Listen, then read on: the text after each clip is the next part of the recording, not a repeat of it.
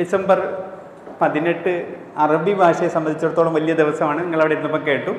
Anyway, first of all I would like to congratulate department of Arabic for conducting such a event. Just 1-2 സ്ലൈഡുകൾ അറബി ഭാഷയെക്കുറിച്ച് മാത്രം പറഞ്ഞു പോകാം. നിങ്ങൾക്ക് അറിയാവുന്നതായിരിക്കും. ഏകദേശം പിന്നീട് ഒഫീഷ്യൽ ലാംഗ്വേജാണ്. മോർ ദാൻ 20 ആണ്. ചില സമയത്ത് അത് 24 എന്നും 28 എന്നൊക്കെ പറയുന്നുണ്ട്. എനിവേ, 20-ലധികം രാഷ്ട്രങ്ങളുടെ ഒഫീഷ്യൽ ലാംഗ്വേജാണ് പിന്നീട് അറബി ഭാഷ. ഇംഗ്ലീഷ് ഭാഷ പോലും അത്രയും രാജ്യങ്ങളുടെ ഒഫീഷ്യൽ ലാംഗ്വേജ് അല്ല. പിന്നെ Arabic is one of the 6 official languages. English, French, Chinese, Russian, Spanish. ഈ ലോകത്തിൽ ലീഡിങ് ആയിട്ടുള്ള 6 ഭാഷകളാണുള്ളത്. അതിൽ 1 അറബിക്കാണ്, ബാക്കിയുള്ളത് English, French, Chinese, Russian, Spanish. ഇതിൽ ചൈനീസ് ഒറ്റ രാജ്യത്ത് മാത്രം, അല്ലെങ്കിൽ പിന്നീട് 1-2 രാജ്യങ്ങളിൽ, ഹോങ്കോങ് അതുപോലുള്ള 1-2 രാജ്യങ്ങളിൽ മാത്രം സംസാരിക്കുന്ന ഭാഷയാണ്. ബാക്കിയുള്ള സ്ഥലത്തൊക്കെ അതുപോലെ റഷ്യൻ ഭാഷയ്ക്കും, റഷ്യയായിരുന്നു ലോകത്തിലെ ഏറ്റവും വലിയ രാജ്യം അല്ലേ? USSR ആയിരുന്നു. ഇപ്പോൾ ലോകത്തിലെ ഏറ്റവും വലിയ രാജ്യം ഏതാ അല്ലേ? റഷ്യയിലെ ലോകത്തിലെ ഏറ്റവും വലിയ രാജ്യം. രണ്ടാമത്തെ ഏറ്റവും വലിയ രാജ്യം ഏതാ? കാനഡ അല്ലേ? പിന്നെ Arabic is the 4th most widely spoken language ആണ്. ഇംഗ്ലീഷും സ്പാനിഷും ചൈനീസും കഴിഞ്ഞാൽ ഏറ്റവും കൂടുതൽ ആൾക്കാർ സംസാരിക്കുന്ന ഭാഷയാണ് അറബിക് ഭാഷ. പിന്നെ സ്പാനിഷ് ഭാഷ ഞാൻ നേരത്തെ പറഞ്ഞ ലാറ്റിൻ അമേരിക്കൻ രാജ്യങ്ങളുടെ മൊത്തം ഭാഷയാണ്. ലാറ്റിൻ അമേരിക്കൻ രാജ്യങ്ങളിലെ ഏറ്റവും വലിയ രാജ്യം ഏതാ? ബ്രസീലാണ്. അർജന്റീന. മെസ്സി സംസാരിക്കുന്ന ഭാഷ സ്പാനിഷ് ഭാഷയാണ്. അതുപോലെ ഒഫീഷ്യൽ ലാംഗ്വേജാണ് United Nations, Arab League, organisation of Islamic conference, African യൂണിയനുകളുടെയൊക്കെ ഒഫീഷ്യൽ ലാംഗ്വേജ് എന്ന് പറയുന്നതും അറബി ഭാഷയാണ്. ഇത്രയും രാജ്യങ്ങളിലാണ് ഈ അറബി പ്രധാനമായും സംസാരിക്കുന്നത്. സ്പോക്കൺ ലാംഗ്വേജ് ആയിട്ട് സംസാരിക്കുന്ന Algeria, Bahrain, Djibouti, Egypt, Eritrea. Quran use ചെയ്യുന്നത് കൊണ്ട് തന്നെ ആ ഭാഷയും അവർ യൂസ് ചെയ്യുന്നുണ്ട്. ഇതാണ് അറബ് ലോകം. ഇതിലുള്ള Egypt, Libya, Algeria, Morocco, Mauritania, Sudan തുടങ്ങിയുള്ള പ്രദേശങ്ങളൊക്കെ ആഫ്രിക്കൻ രാജ്യങ്ങളാണ്. ആഫ്രിക്കയിലുള്ള ഏറ്റവും വലിയ ആഫ്രിക്കൻ ഭൂഖണ്ഡത്തിൻ്റെ മുകൾ ഭാഗമാണ് ആ ഭാഗം. ആഫ്രിക്കയിലെ ഏറ്റവും വലിയ രാജ്യമെന്നോ സമ്പന്ന രാജ്യമെന്നോ നമുക്ക് പറയാൻ കഴിയുക സൗത്ത് ആഫ്രിക്കയാണ്. അതിൻ്റെ ഏറ്റവും താഴ്ഭാഗത്തുള്ള ആഫ്രിക്കൻ ഭൂഖണ്ഡത്തിൻ്റെ ഏറ്റവും താഴ്ഭാഗത്തുള്ള. മറ്റത് കൂടുതൽ ഏഷ്യൻ രാജ്യങ്ങളാണ്. അതിലേറ്റവും വലിയ രാജ്യം തന്നെ സൗദിയാണ്, നിങ്ങൾക്ക് അറിയാവുന്നുള്ള പോലെ. സിനിമ ഒരു ഭയങ്കര സംഭവമാണ് അല്ലേ? ഓരോ സമയത്തും സിനിമയ്ക്ക് ഓരോ മുഖങ്ങളാണ് അല്ലേ? ആവേശം സിനിമ വന്നപ്പോൾ നമ്മളുടെ ട്രെൻഡും പാട്ടും ഒക്കെ ആവേശമായിരുന്നു. പിന്നീട് ഫഹദ് ഫാസിലായിരുന്നു നമ്മുടെ ആവേശം. ഇപ്പം അത് മാറി അല്ലേ? ക്യാമ്പസിൻ്റെ ട്രെൻഡ് അറിയാവുന്നവർക്കറിയാം. ഇപ്പം ആവേശം ഖൽബാണ്. പിന്നെ ഇതിൽ the first Arabic film emerge in the 1920 with silent film gaining popularity across the region. ഇങ്ങനെ തുടങ്ങി growing audiences. Cinema quickly became the popular form of entertainment, attracting the wider range of viewers and fostering the sense of shared cultural identity. ഇതൊക്കെ നിങ്ങൾക്ക് അറിയാവുന്ന കാര്യങ്ങളാണ്. Cinema വളരെ വേഗതയിൽ ഹൃദയത്തിലോട്ട് കടക്കും. നിങ്ങളൊരു പുസ്തകം വായിക്കുകയാണ്. ഒരു പുസ്തകം വായിച്ച് നിങ്ങളുടെ ഹൃദയത്തിലേക്ക് എത്താൻ ഒരുപാട് സമയം എടുക്കുമെങ്കിൽ സിനിമ വളരെ വേഗതയിൽ ഓടിക്കയറാൻ കഴിയും ആ സിനിമ ഹൃദയത്തിലേക്ക്. ഒരു 100 പുസ്തകങ്ങൾ വായിക്കുന്നതിൻ്റെ ഗുണം കിട്ടും നിങ്ങൾ ആ തീം വെച്ചിട്ട് ഒരു സിനിമ കണ്ടാൽ. കാരണം സിനിമയെ നമ്മൾ വിഷ്വലൈസ് ചെയ്തിട്ടും പിന്നെ ഈ ശബ്ദവും കൂടി ഉള്ളതുകൊണ്ട് തന്നെ വളരെ വേഗതയിൽ ഒരു മനുഷ്യനെ അട്രാക്റ്റ് ചെയ്യാൻ പറ്റുന്ന ഒരു സാധനമാണ് സിനിമ. ഈ സിനിമയിലൂടെയാണ് ലോകം ഇന്ന് അവരുടെ വ്യൂവേഴ്സിനെ, അവരുടെ ആൾക്കാരെ ഇങ്ങനെ കളക്ട് ചെയ്യാൻ വേണ്ടിയിട്ട് ശ്രമിക്കുന്നത്. അത് ഈ രാജ്യങ്ങളായാലും പ്രസ്ഥാനങ്ങളായാലും ഒക്കെ ഈ മാധ്യമത്തിന് വല്ലാണ്ട് ഉപയോഗിക്കുന്നുണ്ട്. നിങ്ങൾക്കറിയാം. ഇതിൽ ഈജിപ്ഷ്യൻ സിനിമയാണ് അറബി ലോകത്തിലെ ഏറ്റവും വലിയ ഒരു സംഭാവനയുള്ള ലോകം എന്ന് പറയുന്നത് ഈജിപ്ഷ്യൻ സിനിമയാണ്. ഈജിപ്ഷ്യൻ സിനിമാറ്റിക് ഡോമിനൻസ് 1930 മുതലാണ് കാണുന്നത്. പിന്നീട് അതൊരു വലിയ സിനിമ ഇതായിട്ട് വന്നിട്ടുണ്ട്. Musical dramas and social commentary ഒക്കെ വരുന്നത്. Egyptian cinema gained international acclaim for its musical dramas, romantic comedies and thought provoking social commentaries ഒക്കെ വന്നിട്ടുണ്ട്. പിന്നീട് അതിൽ നമ്മളെ ഇവിടുത്തെ മമ്മൂട്ടിയെ പോലെ ഒരാളാണ് അയാളുടെ പേര് ഉമർ ഷെരീഫ് എന്നാണ്. പിന്നെ ഒരുപാട് എഴുത്തുകാരൊക്കെ ഉണ്ട്. സിനിമ വളരെ വലിയ വ്യവസായമാണ് ഈജിപ്തിലാണ് അറബി ഭാഷയെ സംബന്ധിച്ചിടത്തോളം പുസ്തകങ്ങൾക്കപ്പുറം, സാഹിത്യത്തിനപ്പുറം നാടകങ്ങളും പിന്നീട് ഈ കലകളും ഒക്കെ ഉള്ള അറബി ലോകത്തെ ഏറ്റവും വലിയ പ്രദേശം എന്ന് പറയുന്നത് അറബി ഭാഷയെ സംബന്ധിച്ചിടത്തോളം സാഹിത്യത്തിലായാലും കലയിലായാലും സിനിമയിലായാലും നാടകത്തിലായാലും ഒക്കെ ഉള്ളത് ഏറ്റവും വലിയ പ്രദേശം പിന്നീട് ഈജിപ്റ്റാണ്. മിസ്ർ എന്നാണ് അറബിയിലെ ആ രാജ്യത്തെക്കുറിച്ച് പറയാം. പിന്നെ അതുപോലത്തെ മറ്റൊരു പ്രദേശമാണ് Lebanon. Lebanon's history marked by wars, famine and political turmoil has significantly influenced this film industry. എന്താണ് ഫാമിൻ എന്നറിയാം? ഫാമിൻ എന്താ? ക്ഷാമമാണ്. യെസ്, ക്ഷാമമാണ്. അവരുടെ ക്ഷാമം, യുദ്ധങ്ങൾ, അതുപോലെ ഈ രാഷ്ട്രീയ പ്രശ്നങ്ങളൊക്കെയാണ് ലെബനോനിൽ സിനിമയായി വന്നത്. അവരുടെ ഗോൾഡൻ ഏജ് എന്ന് പറയുന്നത് 1960 ആണ്. 1960 ഒരുപാട് സിനിമകൾ വന്നു. Beirut status as a cultural ഹബ്ബായിട്ട് മാറുന്നുണ്ട്. പിന്നെ അണ്ടർ ദ ഫ്രഞ്ച് മാൻഡേറ്ററി തിയേറ്ററുകൾ കുറച്ചും കൂടി ഇൻഡിപെൻഡൻസ് കിട്ടുന്നുണ്ട്. ദ സിവിൽ വാർ 1975 മുതൽ 1990 വരെയുള്ള civil വാറിൽ reshaped Lebanese cinema focusing on themes of war and displacement. Displacement ഒരു വലിയ വിഷയമാണ്. നമ്മളെ സംബന്ധിച്ചിടത്തോളം നമ്മളത് ഫീൽ ചെയ്തിട്ടില്ല. നമ്മൾ ഇന്ത്യൻ സ്വാതന്ത്ര്യ സമരം പോലും നന്നായി ഫീൽ ചെയ്യാത്ത ആൾക്കാരാണ് തമിഴ്നാട്ടിലും കേരളത്തിലുള്ളവർ. അതുതന്നെ സ്വാതന്ത്ര്യ സമരം എന്ന് പറയുമ്പോൾ നമ്മൾ മനസ്സിലാകത്തുണ്ടാകുന്ന ഒരു ചെറിയ ഫീലിംഗേ വരുള്ളൂ. നമ്മൾ നോർത്ത് ഇന്ത്യയിലോട്ടൊക്കെ പോയി നോക്കിയാൽ അവർക്ക് അതറിയാം. അവർ ഈ പിന്നീട് ഇതിൻ്റെ എന്താ പറയുക, ഡിസ്പ്ലേസ്മെൻറ്റിൻ്റെ ഒരു വലിയ ഇത് അനുഭവിച്ചവരാണ്. നമുക്കത് അറിയില്ല. നമ്മൾ വരണ വഴിക്ക് അത് കുറച്ചും കൂടി മനസ്സിലാവും. എനിവേ, പിന്നെ സിറിയയാണ്. സിറിയ ഇപ്പോഴത്തെ സിറിയ വലിയ പ്രശ്നകലുഷിതമായ സിറിയയാണ്. ചരിത്രം പഠിക്കുന്നവർക്കും പത്രം വായിക്കുന്നവർക്കും അതറിയാം. ബഷാറിന് ശേഷം സിറിയ വലിയൊരു സംഭവമാണ്, അല്ലെങ്കിൽ ബഷാറിന് ശേഷം സിറിയ വലിയ സംഭവ വികാസങ്ങളുടെ ഒരു കേന്ദ്രമായി മാറിക്കൊണ്ടിരിക്കുന്നു. The evolution of Syrian cinema reflects its complex political history beginning under the French colony. 1920 French കൊളോണിയലായിരുന്നതിനു ശേഷം അതിനുശേഷം സിനിമ വലിയൊരു മേഖലയായി സിറിയയിൽ വരുന്നുണ്ട്. അതിനുശേഷം 1927 ഇറങ്ങിയിട്ടുണ്ട് ദ ഇന്നസെൻറ്റ് സസ്പെക്റ്റ് എന്നും ദ ലൈറ്റ് ആൻഡ് ഡാർക്ക്നെസ് എന്നൊക്കെ പറഞ്ഞിട്ടുള്ള സിനിമകളുണ്ട്. അതിനുശേഷം 1947 ശേഷം the establishment of national film organisation which established in 1963 measured the golden age of Syrian cinema എന്ന് പറയാൻ കഴിയും. The contemporary Syrian films like little ഗാന്ധിയും ഫോർസാമയും അതൊക്കെ അറബി ഭാഷയിൽ ഇറങ്ങിയിട്ടുള്ള പിന്നീട് വന്നിട്ടുള്ള പ്രധാനപ്പെട്ട സിനിമകളാണ്. ജോർദാൻ അതുപോലെ തന്നെ അറബി ഭാഷ വളരെയധികം വളർന്നു വന്നിട്ടുള്ള, കൂടുതൽ പുസ്തകങ്ങൾ വന്നിട്ടുള്ള ഒരു രാജ്യമാണ് ജോർദാൻ സിനിമയും 1935 പെട്ര സിനിമ എന്ന് പറയുന്നത് അതൊരു തിയേറ്ററിൻ്റെ പേരാണ്, ഒരു പ്രദേശത്തിൻ്റെ പേരാണ്. പെട്ര സിനിമ എന്നാണ് അതിനെക്കുറിച്ച് പറയുക. The first film struggle in Jerash എന്നാണ് 1957 അത് ആരംഭിക്കുന്നത്. അതിനുശേഷം പിന്നീട് while local production was limited, അത് വളരെ കുറവായിരുന്നു. Jordan became the hub of international films. അവരുടെ ലോക്കൽ പ്രൊഡക്ഷനുകൾ കുറവായിരുന്നെങ്കിലും അവിടെ വലിയൊരു പിന്നീട് ജനങ്ങളുണ്ടായിരുന്നു, വലിയൊരു ക്യാൻവാസ് ചെയ്യാൻ പറ്റുന്ന ഒരു ഇതുണ്ടായിരുന്നു. അവിടെ കൂടുതൽ ജനങ്ങൾ ഈ ഇൻ്റർനാഷണൽ സിനിമകൾ കാണുകയും മറ്റൊക്കെ ചെയ്യുന്നു. പ്രത്യേകിച്ച് യൂട്ടിലൈസ് ചെയ്യുന്ന landscape of like Wadi room എന്ന് പറഞ്ഞാൽ ഈ കല്ല് വെട്ടിയിട്ടൊക്കെ എടുത്ത് ഈ മലകൾക്കിടയിലുള്ള ഭംഗിയുള്ള സ്ഥലമാണ്. നിങ്ങൾ എപ്പോഴെങ്കിലും ഒന്ന് ഗൂഗിൾ ചെയ്ത് നോക്കിയാൽ മനസ്സിലാവും. ഗൂഗിൾ അമ്മാവൻ പറഞ്ഞുതരും. വാദി റൂം എന്ന് പറഞ്ഞാൽ ലോകത്തിലെ തന്നെ ഏറ്റവും ബെസ്റ്റ് സിനിമ എടുക്കാൻ കഴിയുന്ന തരത്തിലുള്ള സ്ഥലങ്ങളുള്ള, ഇന്ത്യയെ സംബന്ധിച്ചിടത്തോളം നമുക്ക് കാശ്മീർ ഉള്ളതുപോലെ ലോക സിനിമകളിൽ വാദി റൂം വലിയൊരു പ്ലേസാണ്. നല്ല പിക്ചറുകൾ കിട്ടുന്ന ഒരു സ്ഥലമാണ് വാദി റൂം. നിങ്ങളൊന്ന് ടെക്സ്റ്റ് ചെയ്ത് നോക്കിയാൽ മനസ്സിലായി. അത് ജോർദാൻ സിനിമയാണ്. ഈ വാദി റൂമിലേക്ക് ഈ സിനിമ പ്രൊഡക്ഷനിലുള്ള ആൾക്കാർ വന്നതുകൊണ്ട് തന്നെ ഭയങ്കര രസത്തിലാണ് അവിടെ സിനിമകൾ കൂടുതൽ വരാൻ അതൊരു കാരണവും കൂടിയായത്. പിന്നീട് ഈ റോയൽ ഫിലിം കമ്മീഷൻ 2003 ഒക്കെ വന്നതിന് ശേഷം 2014 ഇറങ്ങിയ തീബ് എന്ന് പറഞ്ഞ സിനിമ, അത് ഭയങ്കര ഒരു വലിയ എന്താ പറയുക, സിനിമാ ലോകത്തിന് വലിയൊരു മുതൽക്കൂട്ടായിരുന്നു ജോർദാൻ സിനിമയിൽ. ആ നോട്ടബിൾ ഡയറക്ടേഴ്സാണ് അവർ. വസീഫ് ഷെയ്ഖ്, ഫാറൂഖ് അജ്മ, അമീൻ മുത്താലിക്ക തുടങ്ങിയുള്ളവരൊക്കെ. അതിൽ അവർ എടുത്ത പ്രധാനപ്പെട്ട സിനിമകളാണ്. അതിൽ ചില സിനിമകളൊക്കെ ഈ ഫസ്റ്റ് നരേറ്റീവ് ഫിലിമാണ് ജോർദാനിൽ വസീഫ് സൈഫ് ഇറക്കി 1957 ഈ തീബ് കണ്ടോ, the first film to be nominated for the Academy അവാർഡാണ്.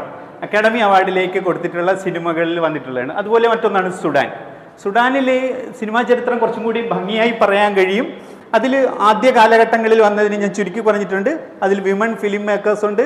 റിവൈവ് 2010 ശേഷം വലിയ വ്യത്യാസങ്ങളുണ്ട്. അതിലുകൊണ്ടാണ് സഹീബ് കസ്മുൽ ബാരിയും ഹജൂജ് കൂക്കയും അംജദ് അബു അലായൊക്കെ ആ കാലഘട്ടത്തിൽ വന്നിട്ടുള്ള പ്രധാനപ്പെട്ട സംവിധായകരാണ്, സിനിമയിലുള്ള ആൾക്കാരാണ്.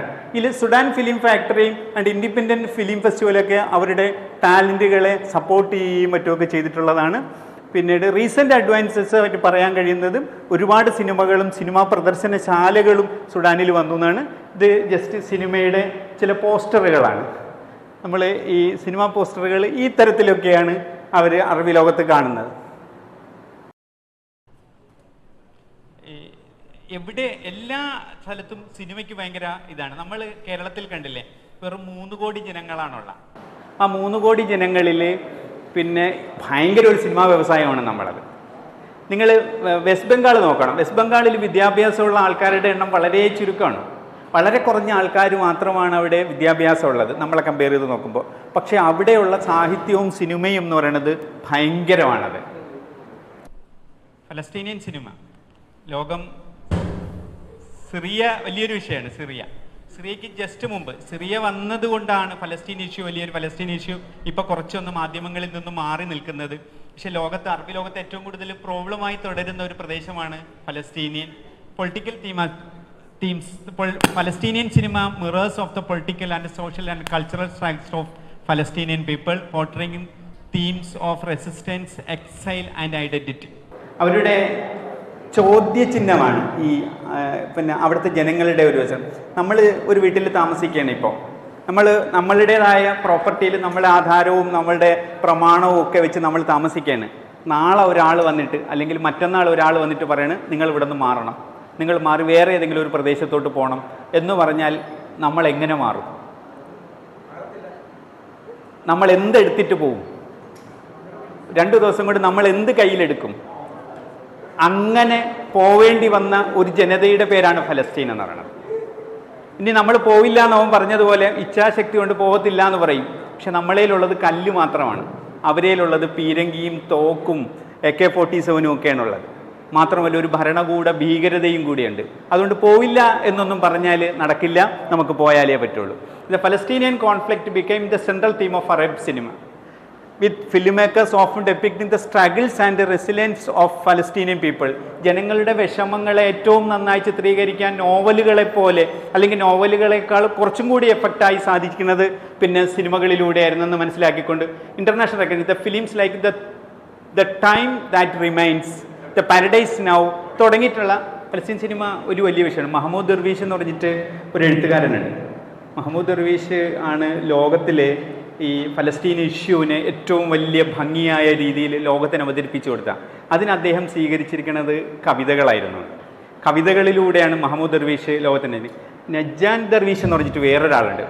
നജാൻ ദർവീഷിൻ്റെ ഒരു കവിത ഇങ്ങനെയാണ്, ഈ കവിത ഇങ്ങനെയാണ് തുടങ്ങുന്നത്, ഒരു ഗദ്യ കവിത പോലെ. ഞാനൊന്ന് ജസ്റ്റ് ഒന്ന് പറയാം.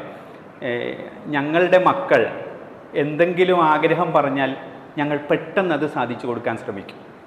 അതെത്ര ചെറിയ ആഗ്രഹമായാലും എത്ര വലിയ ആഗ്രഹമായിരുന്നാലും. കാരണം നാളെ ആ കുഞ്ഞുങ്ങൾ ജീവനോടെ ഇരിക്കുമോ എന്ന് ഞങ്ങൾക്ക് ഉറപ്പില്ല. ഇന്റർനാഷണൽ സിനിമയിൽ തന്നെ ഭയങ്കരമായി ഇല്യാസ് സുലൈമാനും ഹാനി അബു അസദും ഒക്കെ പിന്നെ received critical acclaim and international award highlighting the power of Palestinian cinema. അങ്ങനെ കൊടുത്തതിൽ ഏറ്റവും പ്രധാനപ്പെട്ട 2 പേരാണ് ഇല്യാസ് സുലൈമാനും ഹാനി അബു അസദും ഒക്കെ. പിന്നെ despite challenges, Palestinian cinema has carved the space of global film festivals, raising awareness of the Palestinian narrative and cultural richness.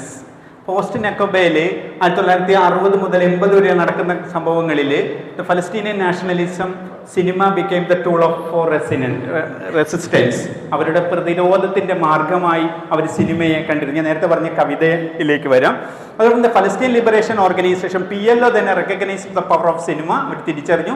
Established the Palestinian cinema institution in 1968 self led to the production of several revolutionary film documentaries. അവർ ഡോക്യുമെൻ്ററിയിലൂടെയും സിനിമയിലൂടെയും അവരുടെ വിഷയങ്ങളെ ലോകത്തിന് മുന്നിൽ എത്തിക്കാൻ ശ്രമിച്ചു. കാരണം അവരുടെ വിഷയം അതൊരു മാനുഷിക വിഷയമാണെന്നും അത് ഹ്യൂമൻ വാല്യൂസിനെ മൊത്തത്തിൽ ബാധിക്കുന്ന വിഷയമാണെന്നും അതിൽ ലോകത്തിന് മുന്നിൽ പഠിപ്പിച്ചു കൊടുക്കാൻ ചില അധികാര കേന്ദ്രങ്ങൾ ശ്രമിക്കുമ്പോൾ അതിനെ ഓവർകം ചെയ്യാൻ അവർ ഏറ്റവും പ്രധാനമായി കണ്ടിരുന്നത് നോവലുകൾക്ക് പുറമെ സിനിമകളായിരുന്നു, ഡോക്യുമെൻ്ററികളിലായിരുന്നു. അതിൽ ആദ്യം കണ്ടോ 3 men stranded in Iraq illegally crossed the Syrian border to seek work in Kuwait. ഇതൊരു പിന്നെ തൗഫീഖ് സാലിഹാണ് അതിൻ്റെ സംവിധാനം. അതിൻ്റെ ഏറ്റവും വലിയ അതിലെ എഴുത്തുകാരൻ ഒസാൻ കനഫാനിയാണ്.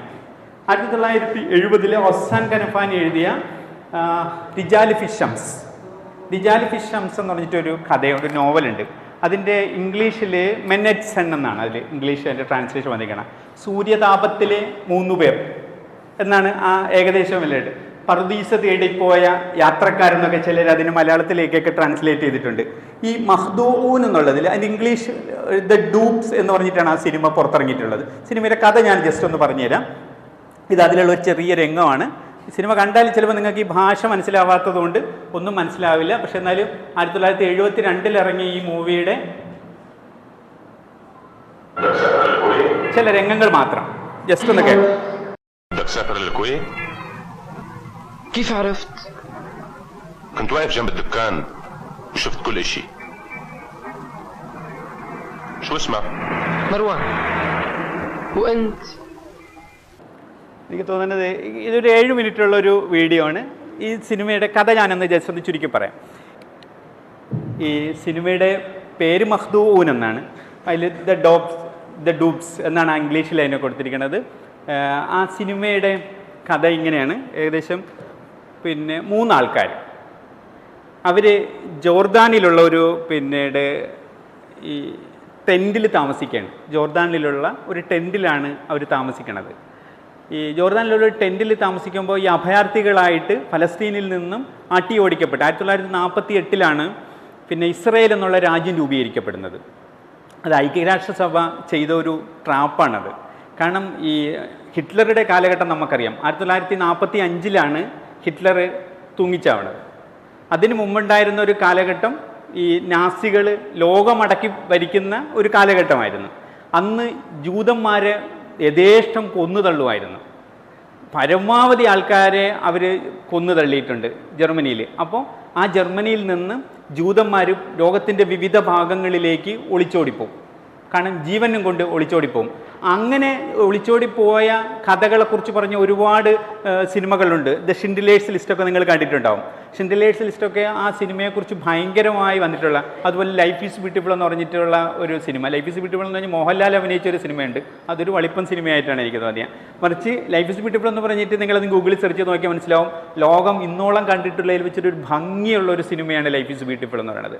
ആ സിനിമയിൽ പിന്നെ ഒരു കുഞ്ഞ് പിന്നീട് ഈ 1000 പോയിന്റ് കിട്ടിയാൽ ഞാൻ ജയിക്കും, 1000 പോയിന്റ് കിട്ടാൻ വേണ്ടിയിട്ട് ഈ പിന്നെ ഇയാളുടെ ക്യാമ്പിൽ, ഹിറ്റ്ലറിൻ്റെ ക്യാമ്പിൽ ഒളിച്ചു കഴിയുന്ന അച്ഛന് ഒരു രസത്തിന് മകനെ ഒളിപ്പിക്കുന്ന ഒരു കഥയാണ് ആ ഇത്.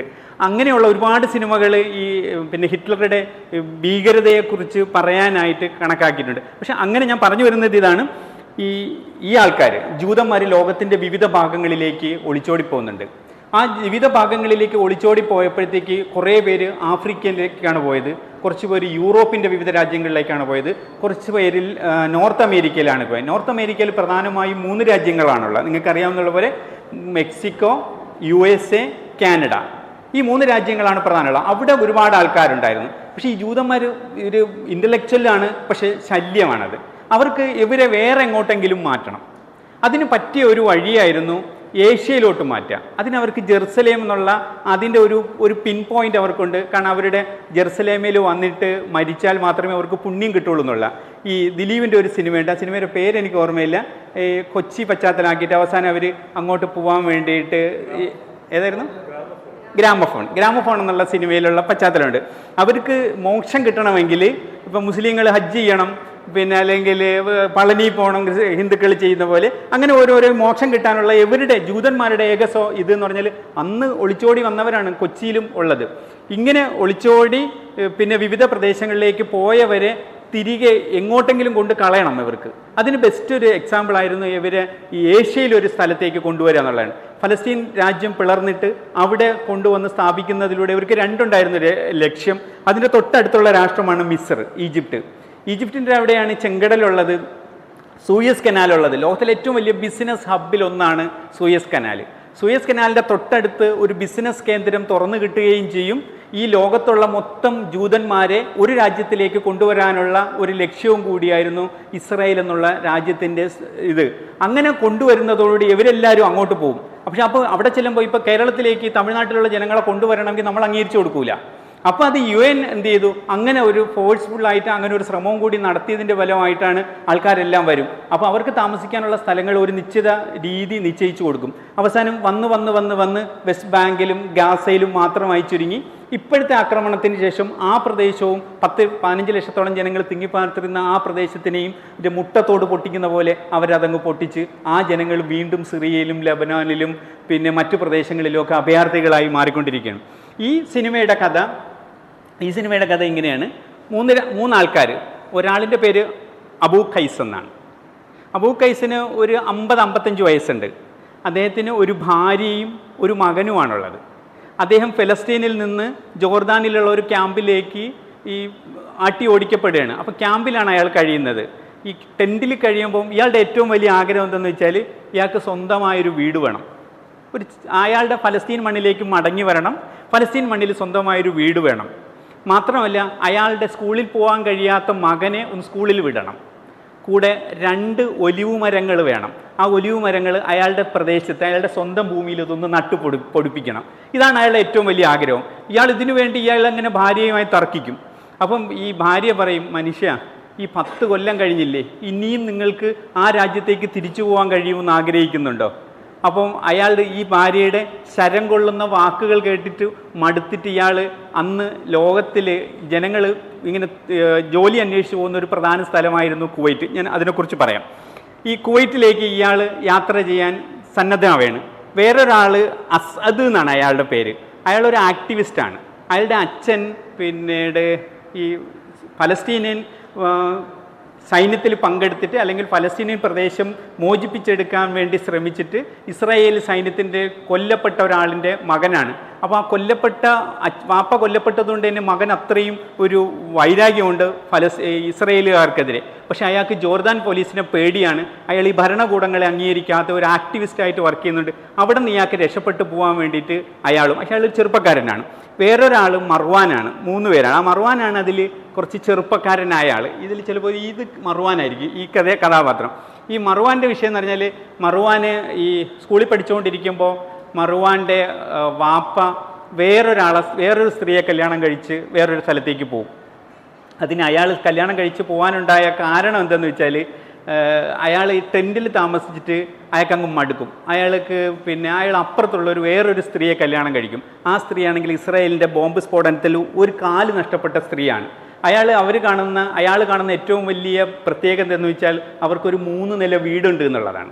3 നില ടെറസുള്ളൊരു വീട്ടിൽ കിടക്കണം എന്നുള്ള ഒരു അതിയായ മോഹത്തിന് ഇയാൾ എന്ത് ചെയ്തു, ഭാര്യയെയും കുഞ്ഞുങ്ങളെയും കളഞ്ഞിട്ട് പോകും. പക്ഷേ അപ്പോൾ ഈ മർവാൻ എന്ത് ചെയ്തു, ഈ വാപ്പ കളഞ്ഞിട്ട് പോയപ്പോൾ പിന്നെ ഉമ്മ ദാരിദ്ര്യത്തിലായി. 4 സഹോദരങ്ങളുണ്ടായിരുന്നു. അപ്പോൾ മകനായ മർവാന് പിന്നെ സ്കൂളിൽ പോകാൻ പറ്റിയില്ല. ഇവൻ വീട് സംരക്ഷിക്കാൻ വേണ്ടി ജോലിക്കിറങ്ങുകയാണ്. ഇതിൽ തന്നെ ഈ 3 ഇങ്ങനെ ഇറങ്ങി നോക്കുമ്പോൾ അതിനുശേഷം കുറച്ച് ദിവസം കഴിയുമ്പോൾ ഇയാളുടെ ഒരു സഹോദരനുണ്ട്, സക്കറിയ എന്ന് പറഞ്ഞിട്ട്. ഈ സക്കറിയ കുവൈറ്റിൽ പോകും. പക്ഷേ സക്കറിയ കുവൈറ്റിൽ പോയി വേറൊരു കല്യാണം കഴിച്ചിട്ട് സക്കറിയ പിന്നെ കുടുംബക്കാരെ നോക്കില്ല, കുടുംബ വീട്ടിലുള്ളവരെ നോക്കില്ല. അപ്പോൾ പിന്നെ ആ തലവേദന മൊത്തം വരണത് മർവാൻ്റെ തലയിലായി. അപ്പോൾ മർവാൻ വിചാരിക്കുകയാണ് ഇനി ഇവിടെ നിന്നിട്ട് കാര്യമില്ല. ഇത് 1958 നടക്കണ ഒരു കഥയായിട്ടാണ് ആ സിനിമയിൽ വരണത്. അന്ന് ഈ ജോർദാനിൽ നിന്ന് ഇറാഖ്, പിന്നെ വരണത് ഇറാഖാണ്, അത് കഴിഞ്ഞ് കുവൈറ്റ് വലിയ സമ്പന്ന രാജ്യമാണ്. നിങ്ങൾക്കറിയാം, ലോകത്തിലെ ഏറ്റവും ആദ്യം പെട്രോൾ കണ്ടെത്തിയത് സൗദി അറേബ്യയിലും UAE-യിലും ആയിരുന്നില്ല, കുവൈറ്റിലായിരുന്നു എന്നാണ്. കുവൈറ്റായിരുന്നു അതിൽ ഏറ്റവും വലിയ സമ്പാദ്യമുള്ള രാജ്യങ്ങൾ, പ്രത്യേകിച്ചും 1948-50കൾക്ക് ശേഷം. അപ്പോൾ ലോകത്തിൽ ജോലി അന്വേഷിച്ച് പോകുന്ന വലിയൊരു ജനവിഭാഗം ഉണ്ടായിരുന്നത് പിന്നെ കുവൈറ്റിലോട്ടാണ്. 1948 ഇസ്രയേലിൻ്റെ രൂപീകരണത്തിന് ശേഷം ഫലസ്തീനികൾ കൂടുതൽ പോകാൻ ആഗ്രഹിച്ചതും കുവൈറ്റിലോട്ടാണ്. കാരണം കുവൈറ്റിൽ അത്രയും സമ്പന്നതയുണ്ട്. നമ്മൾ 1980കൾക്ക് ശേഷം ഗൾഫിലേക്ക് കുടിയേറി പാർത്തതുപോലെ ഫലസ്തീനികൾ, പക്ഷെ നമ്മൾ കുടിയേറി പാർക്കുമ്പോൾ നമ്മൾ കൂടുതൽ പൈസ ആഗ്രഹിച്ചിട്ടാണ് പോകണം, മറ്റൊരങ്ങനെയല്ല, ഗതികെട്ടിട്ടാണ് പോകണം. അപ്പോൾ ഒരു രക്ഷയും ഇല്ലാതെ ഇവരെന്ത് ചെയ്യും, ഈ കുവൈറ്റിലേക്ക് കുടിയേറി പാർക്കാൻ വേണ്ടി ശ്രമിക്കും. പക്ഷേ 1950കൾക്ക് ശേഷം ഉണ്ടായ ആൾക്കാർ ഈ കുടിയേറി പാർക്കാൻ ശ്രമിക്കുന്നവർക്ക് ഈ കുവൈറ്റ് വിസ കൊടുക്കില്ല. കാര്യം എന്താണെന്ന് വെച്ചാൽ ക്വാളിഫൈഡ് ജനങ്ങളല്ല അന്ന് കുടിയേറി പാർക്കാൻ ശ്രമിക്കുന്നത്. താഴ്ന്ന എന്തെങ്കിലും കൂലിപ്പണി ചെയ്യാൻ തയ്യാറുള്ള ആൾക്കാരാണ്. വിസ കൊടുക്കാത്തത് കൊണ്ട് തന്നെ ഇവരെന്തെന്ന് വെച്ചാൽ കള്ളവണ്ടി കയറി പോകാൻ ശ്രമിക്കും. അങ്ങനെ കള്ളവണ്ടി കയറി പോകുമ്പോൾ ചിലപ്പോൾ പിടിക്കപ്പെട്ടാൽ ജയിലിലിടും. പക്ഷെ അവരതൊന്നും കാര്യമാക്കൂല. ജീവിക്കാനുള്ള മോഹം കൊണ്ട് ഇവരെന്ത് ചെയ്യും, വീണ്ടും അങ്ങോട്ട് പോകാൻ ശ്രമിക്കുകയാണ്. ഈ 3 പേര് അബൂ ഖൈസും അസ്അദും മർവാനും കൂടി ഇങ്ങനെ വ്യത്യസ്ത ജീവിത പശ്ചാത്തലത്തിൽ നിന്ന് അവർ ഓരോന്ന് തീരുമാനിക്കുകയാണ് എങ്ങനെയെങ്കിലും കുവൈറ്റിൽ പോയി രക്ഷപ്പെടണം എന്നുള്ള രീതിയാണ്. അങ്ങനെ അവർ ബസ്ര എന്ന് പറഞ്ഞിട്ടൊരു ഈ ലോറിയും ബസ്സും ഒക്കെ വന്ന് നിൽക്കുന്ന ഒരു സ്റ്റാൻഡിൽ വന്നിരിക്കും. ഒരു വൈകുന്നേരമാണ്, ഒരു ഇരുട്ട് പരന്ന് വരണ ഒരു സമയത്താണ് വരുന്നത്. ഇവർ ഇങ്ങനെ വന്ന് കാത്തിരിക്കുമ്പോൾ അടുത്തൊരാൾ ഇരിക്കണതുണ്ട്. അപ്പോൾ അബൂ ഖൈസിന് ആദ്യം എന്ത് ചെയ്യും, അസദിനെ കാണും. അവർ രണ്ടുപേരും കൂടെ സംസാരിക്കുന്നിടത്തേക്ക് പിന്നെ മർവാൻ വരെയാണ്. ഈ 3 പേരും കൂടെയാണ് പിന്നെ അവിടെ വന്ന് ഇങ്ങനെ ഇരുന്നിട്ട് സംസാരിക്കുമ്പോൾ ഇവർ വിചാരിക്കും നിൻ്റെ ഉദ്ദേശം എന്താ, എങ്ങനെയെങ്കിലും കുവൈറ്റിലെത്തണം. മറ്റവൻ്റെ ഉദ്ദേശവും അതാണ്. പക്ഷേ ഈ അസദിനെ എന്ത് ചെയ്യുന്നു വെച്ചാൽ, അസദിൻ്റെ വാപ്പ ഞാൻ നേരത്തെ പറഞ്ഞു അയാൾ ഇതിൽ കൊല്ലപ്പെട്ട ഒരാളാണ്. ആ കൊല്ലപ്പെട്ട അയാളുടെ സുഹൃത്തെന്ന് പറഞ്ഞ ഒരാൾ ഇയാളോട് പറയും ഞാൻ നിന്നെ കൊണ്ടുപോകാൻ കുവൈറ്റിലേക്ക്, നീ എനിക്ക് 20 ദീനാർ തന്നാൽ മതി എന്ന് പറയും. 20 ദീനാർ വാങ്ങിച്ചിട്ട് അയാളങ്ങ് പറ്റിച്ചോളാം. ഇയാൾക്ക് പോകാൻ പറ്റില്ല. ഇവരുടെ കയ്യിലൊന്നും വലിയ പൈസയൊന്നുമില്ല.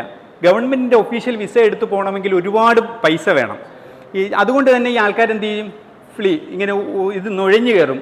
നിങ്ങൾ ദുൽഖർ സൽമാൻ്റെ ഒരു സിനിമയുണ്ട്, കാനഡ വഴി അമേരിക്കയിലേക്ക്, ഏതായിരുന്നു,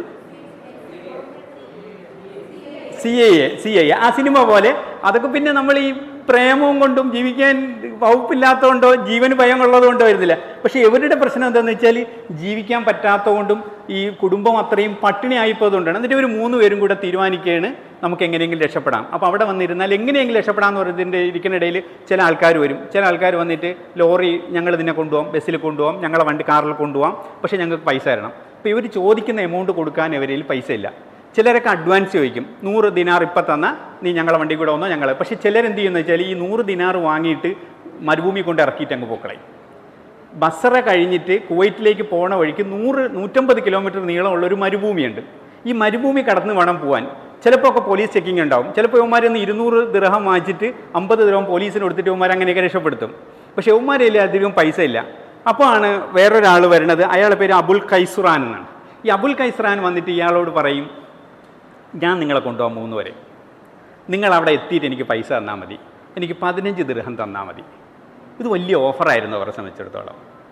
ഈ 15 കേട്ടപ്പോൾ ഒരു 3 പേരും അങ്ങ് തയ്യാറാവുകയാണ്. കുഴപ്പമില്ല ഞാൻ വരാം. കാരണം അതിൽ ഏറ്റവും വലിയ അട്രാക്ഷൻ എന്ന് പറഞ്ഞാൽ അവിടെ എത്തിയതിന് ശേഷം പൈസ തന്നാൽ മതി എന്നാണ്. കുവൈറ്റിലെത്തിയതിന് ശേഷം പൈസ തന്നാൽ മതി എന്നാണ്. അപ്പോൾ ഇവരെല്ലാവരും സംഭവിച്ചു.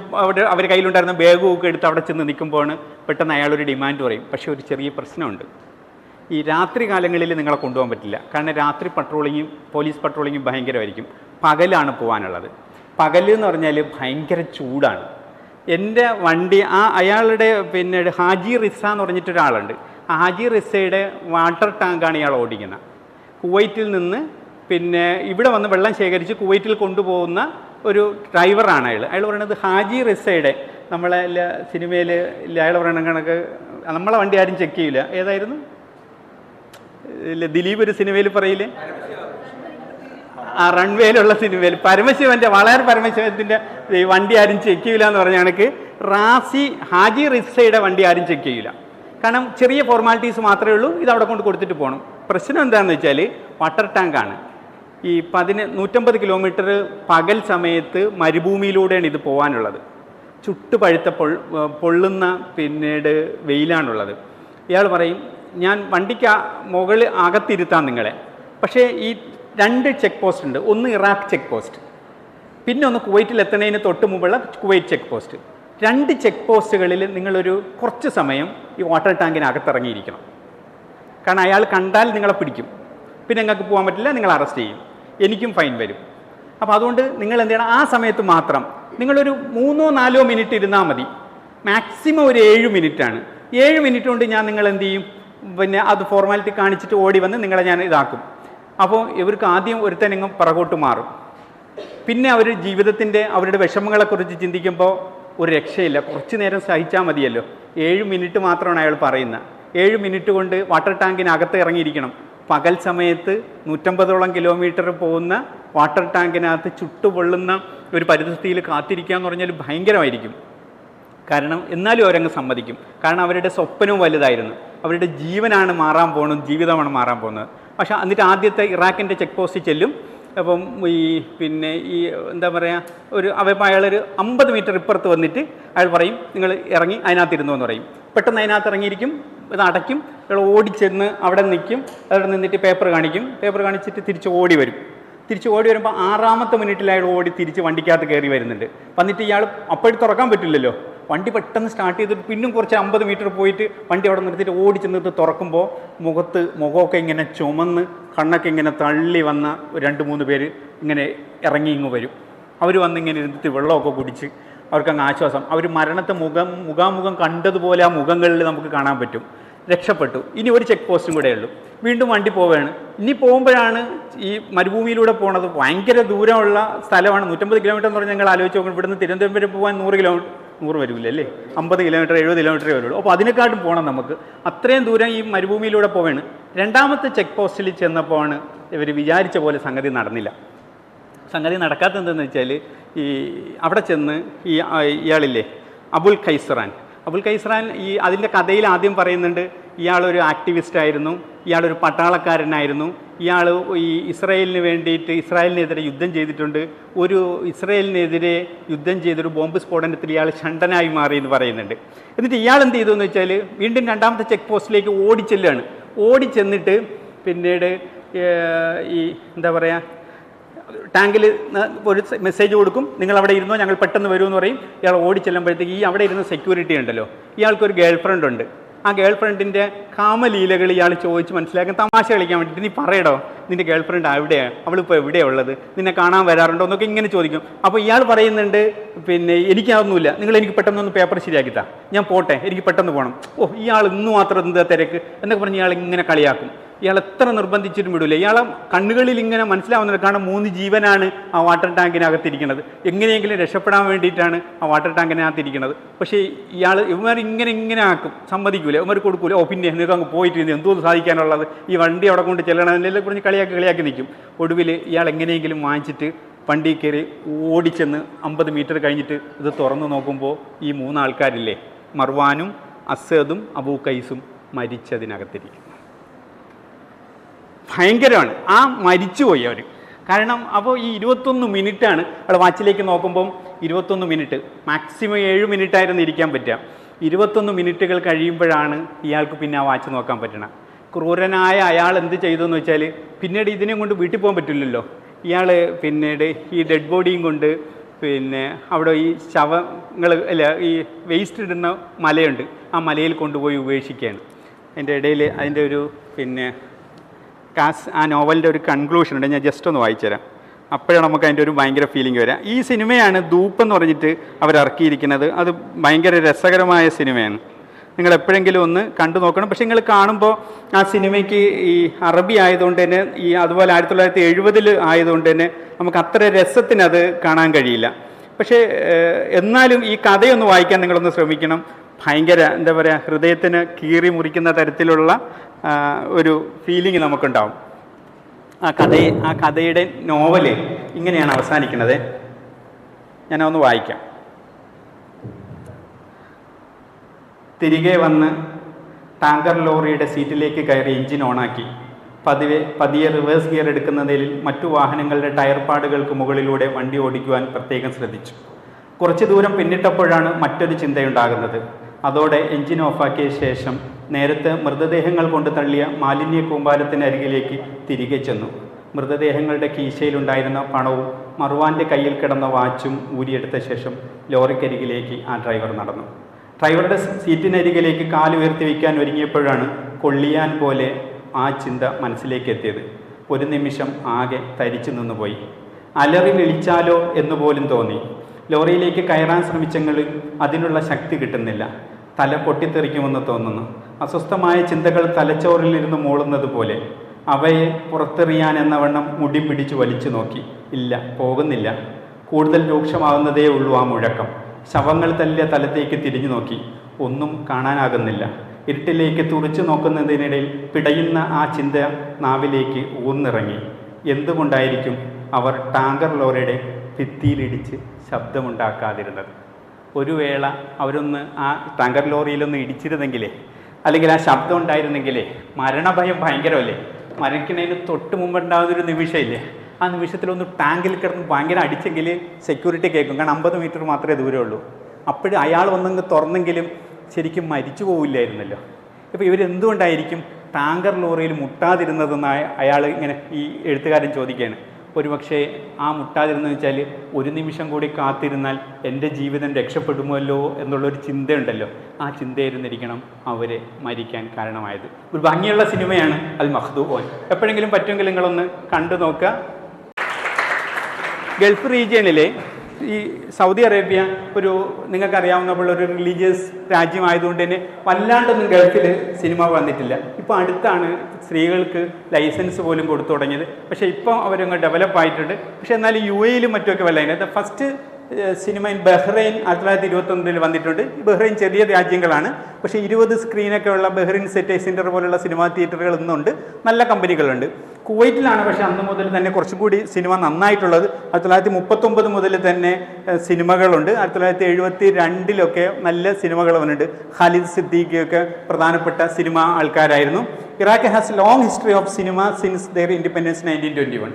1921 ശേഷം ഇറാഖ് നല്ല ഒരു സിനിമ ആയി വന്നിട്ടുണ്ട്. ഇറാഖിൻ്റെ ഈ വളർച്ചയ്ക്ക് വലിയൊരു ഘടകം സദ്ദാം ഹുസൈൻ ആയിരുന്നത് പോലെ തന്നെ ഇറാഖിൻ്റെ തകർച്ചയ്ക്കും വലിയൊരു ഘടകം സദ്ദാം ഹുസൈൻ ആയിരുന്നു എന്നാണ് ഞാൻ മനസ്സിലാക്കുന്നത്. അതുപോലെ in the course of 100 years from 1921 more than 200 films have been produced and released in Iraq. ഇതിൽ ബാഗ്ദാദ് മെസ്സി എന്ന് പറഞ്ഞിട്ട് ഞാൻ ഈ സിനിമ മെനിങ്ങാന്നാണ് കാണുന്നത്. ഇൻ്റർനാഷണൽ ഫിലിം ഫെസ്റ്റിവലിൽ അവതരിപ്പിച്ചിട്ടുള്ള ഒരു സിനിമയാണ്. എന്തൊരു തിരക്കായിരുന്നു അറിയാം സിനിമയ്ക്ക്. ബാഗ്ദാദ് മെസ്സി, പിന്നീട് നമുക്ക് മെസ്സി അറിയാം അല്ലേ, വേൾഡ് കപ്പ് വാങ്ങിയിട്ടുള്ള മെസ്സി. ബാഗ്ദാദ് മെസ്സി എന്നുള്ള സിനിമയിൽ പിന്നീട് ഈ സഹീം ഉമർ ഖലീഫയാണ് ആ സിനിമ. പിന്നീട് 2023 അത് ഇറങ്ങുന്നത്. ഇപ്പോൾ അത് ഭയങ്കര ഇതായിട്ട് ഓടിക്കൊണ്ടിരിക്കുകയാണ്. പിന്നെ അതിൽ it is about an Iraqi boy who after losing his leg and terrorist attack, അവൻ്റെ പേര് പിന്നെ ഹമൂദി എന്നാണ്. ഞാൻ അതിൻ്റെ ഒരു രംഗം മാത്രം ജസ്റ്റ് ഒന്ന് കാണിക്കാം.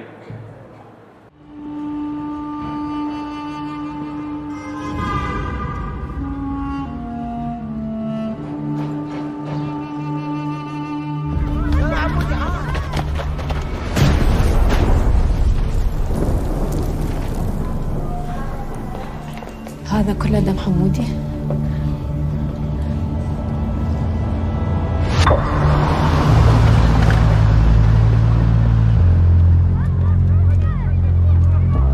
لا تخاف، راح رجلك تطلع مرة ثانية.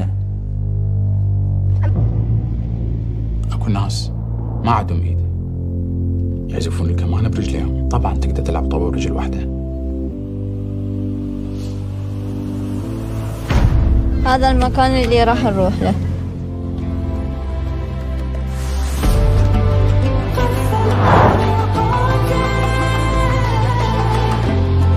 وشنو بعد عنده؟ تريد انت حرمي من الطوبة؟ أنا اللي حرمه من الطوبة، مو أنا اللي حرمته من الطوبة. يمين طلعت الصورة. أعزائي المشاهدين متابعين في كل مكان، بس آسف ما مصدقين.